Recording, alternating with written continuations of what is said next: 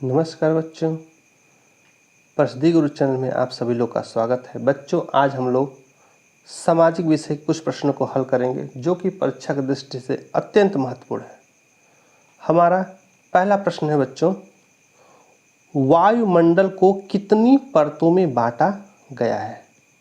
बच्चों, पहला ऑप्शन है 2, 3, 5 और 4।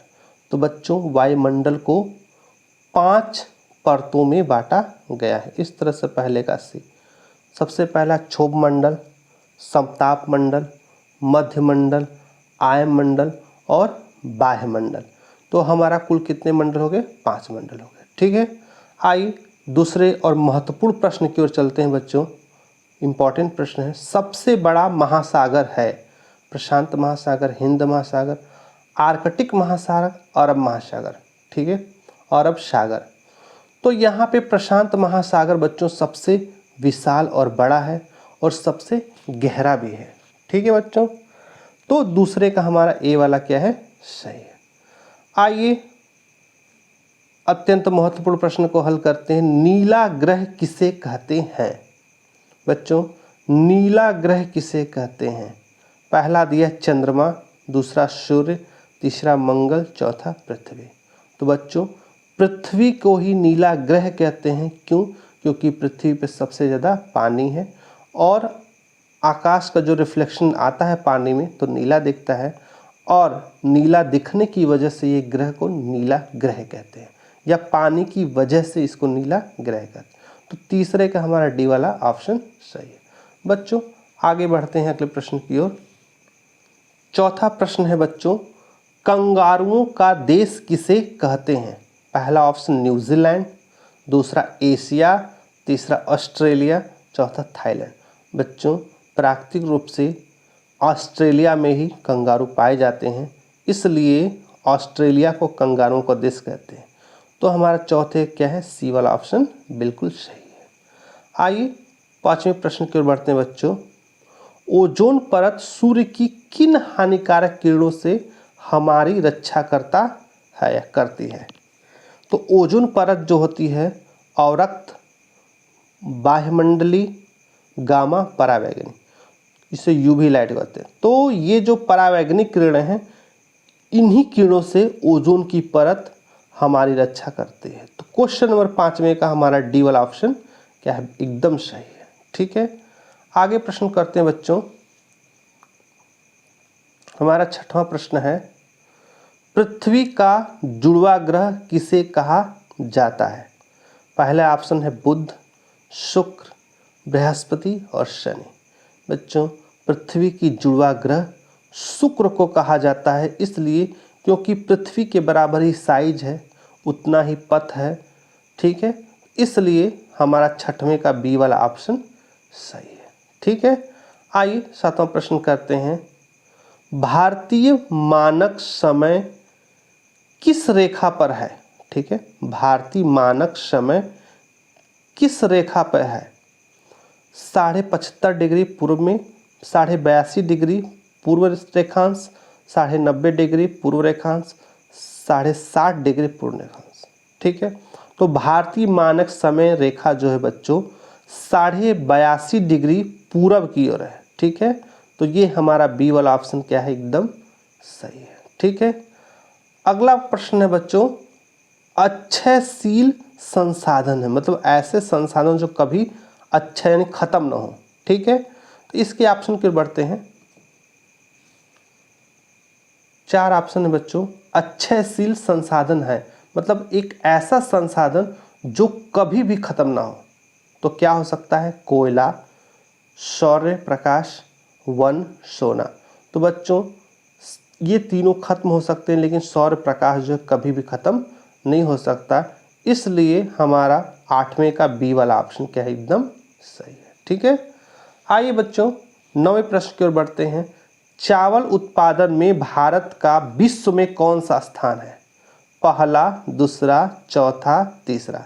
बच्चों, चावल उत्पादन में भारत का विश्व में दूसरा स्थान है, इसलिए 9वां का बी सही है। ऐसे प्रश्न बच्चों याद किए जाते हैं और याद कर लीजिएगा आप लोग। ठीक है, आते हैं बच्चों 10वां प्रश्न की ओर। ये बहुत ही अत्यंत महत्वपूर्ण प्रश्न है बच्चों, इम्पॉर्टेंट प्रश्न है।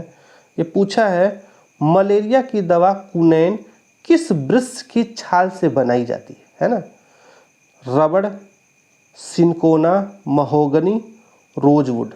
बच्चों मलेरिया की दवा क्विनैन जो होती है सिनकोना की छाल से बनाई जाती है, उसमें क्विनैन आयोडोसल्फेट निकलता है। ठीक है, तो इस तरह से बी वाला ऑप्शन क्या है हमारा सही है।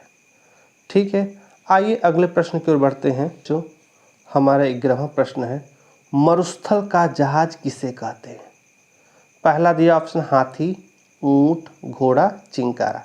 ये प्रश्न बहुत महत्वपूर्ण बच्चों।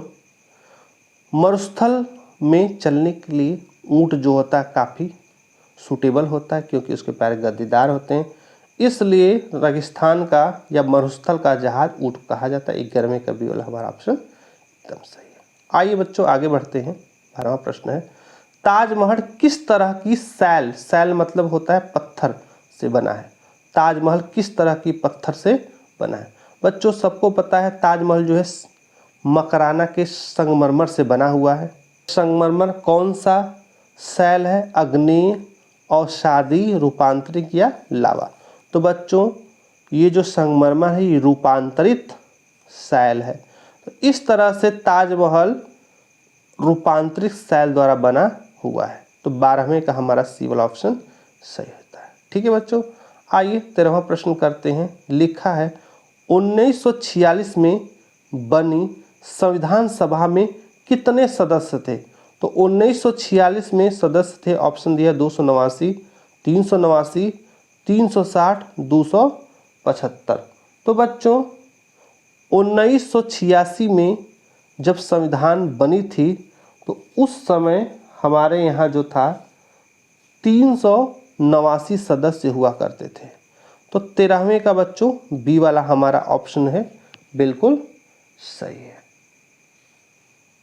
बच्चों 1986 में जब संविधान बना था,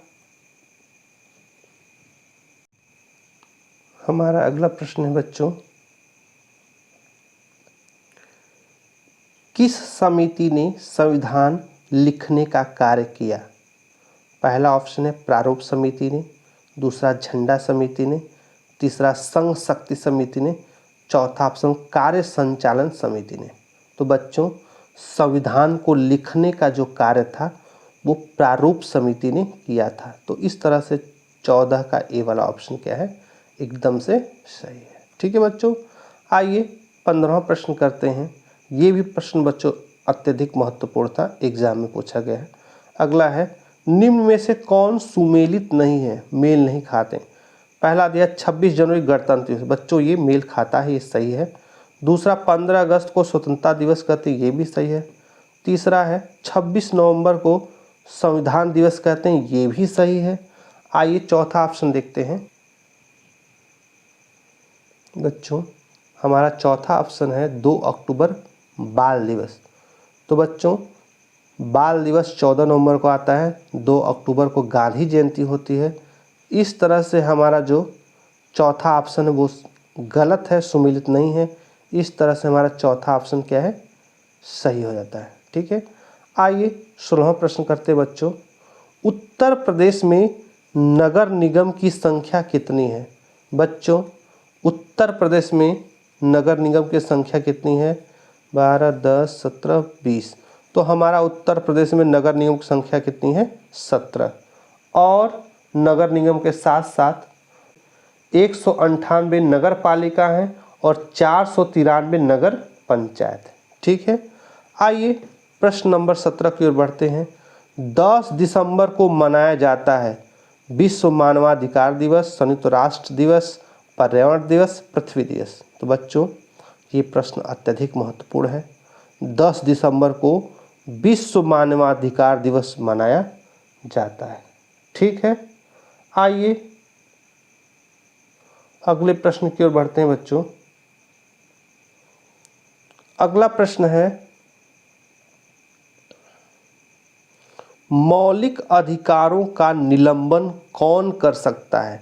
आपके मौलिक अधिकारों को कौन रोक सकता है? सर्वोच्च न्यायालय, राष्ट्रपति, प्रधानमंत्री, सांसद। तो बच्चों आपके मौलिक अधिकारों को राष्ट्रपति रोक सकता है विशेष परिस्थितियों में, आपातकाल में। तो 18 का बी वाला हमारा ऑप्शन क्या है, सही है। तो इस तरह से बच्चों आगे बढ़ते हैं। अगला प्रश्न है, शिक्षा किस सूची का विषय है? तो शिक्षा ऑप्शन पहला दिया राज्य सूची, दूसरा संघ सूची, तीसरा समवर्ती सूची, चौथा राज्य एवं समवर्ती सूची। बच्चों 19 का ऑप्शन सी वाला सही है।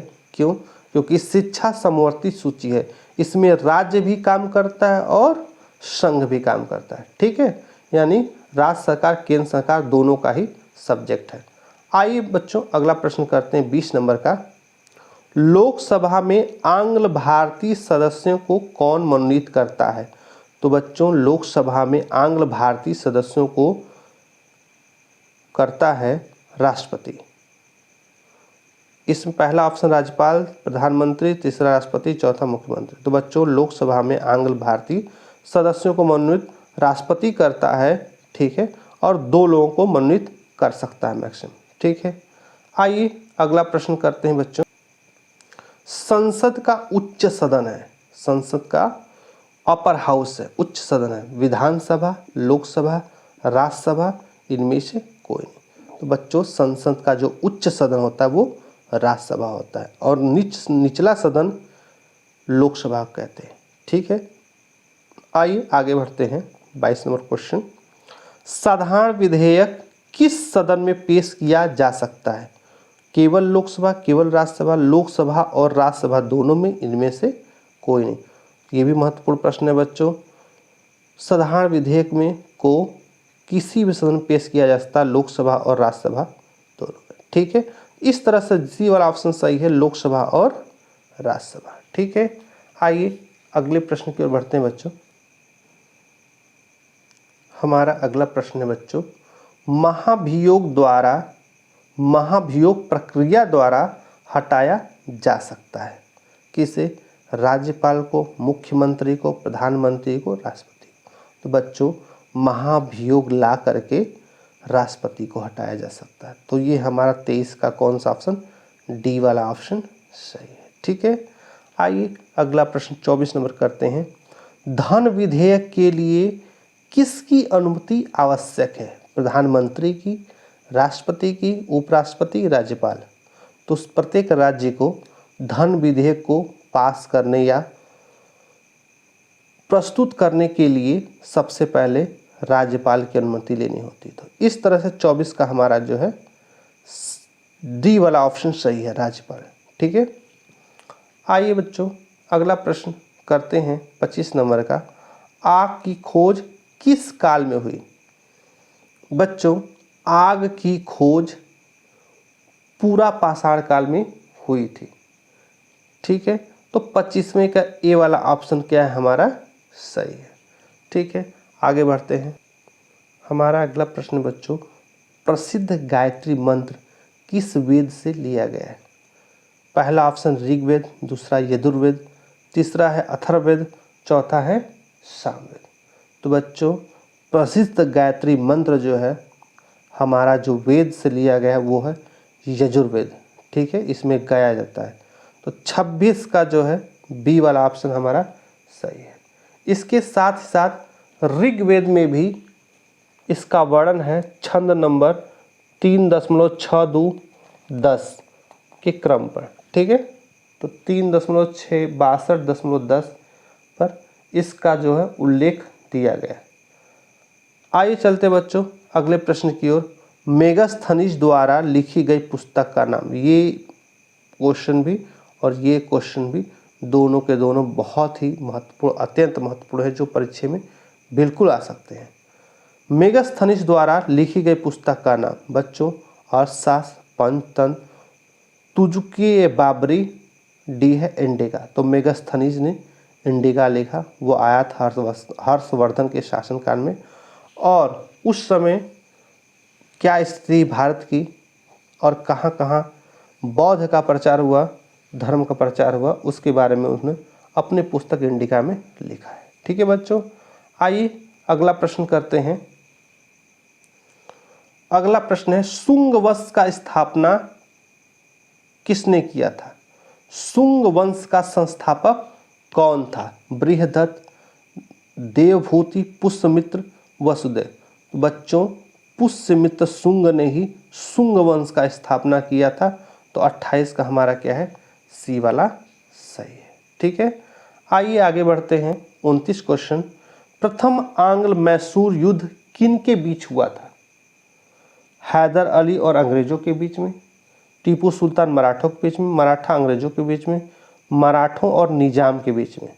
तो प्रथम आंग्ल मैसूर युद्ध जो है, आंग्ल से अंग्रेज है बच्चों, 1767 में हैदर अली और अंग्रेजों के बीच में हुआ था। ठीक है बच्चों, आगे चलते हैं। बच्चों, हमारा अगला जो प्रश्न है अति महत्वपूर्ण है। 30वां प्रश्न है, महमूद गजनी ने सोमनाथ मंदिर पर 17 बार आक्रमण किया था। कब किया था? 1020 में, 1020 से 1028 के बीच में, 1000 से 1025 के बीच में, 987 ईस्वी से 1000 ईस्वी के बीच, 1025 से 1037 ईस्वी के बीच। तो बच्चों, हमारा जो सही ऑप्शन है 1000 ईस्वी से 1027 ईस्वी के बीच, जबकि ऑप्शन दिया 1000 से 1025। तो इस तरह से हम क्या करते हैं, बी वाले को टिक करते हैं। तो महमूद गजनी ने 1000 ईस्वी से 1025 ईस्वी के बीच सोमनाथ मंदिर पर 17 बार आक्रमण किया था। तो 30 का हमारा बी वाला क्या है?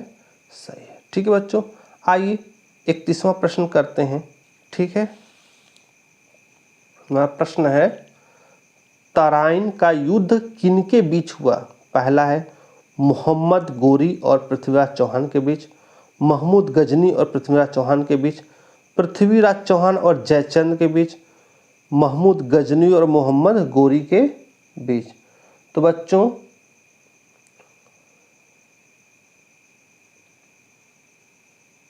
पहला ऑप्शन सही है, मोहम्मद गौरी और पृथ्वीराज चौहान के बीच हुआ था तराइन का प्रथम युद्ध। ठीक है, इस तरह से तराइन का प्रथम युद्ध मोहम्मद गौरी पृथ्वीराज चौहान के बीच हुआ। तो 31 का ए वाला ऑप्शन क्या है हम लोग का?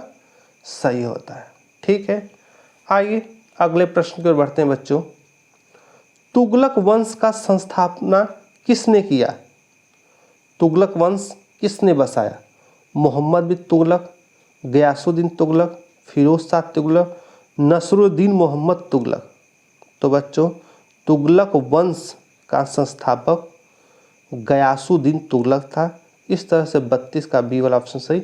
ये भी बच्चों काफ़ी इंपॉर्टेंट प्रश्न कई बार पूछा जा चुका है।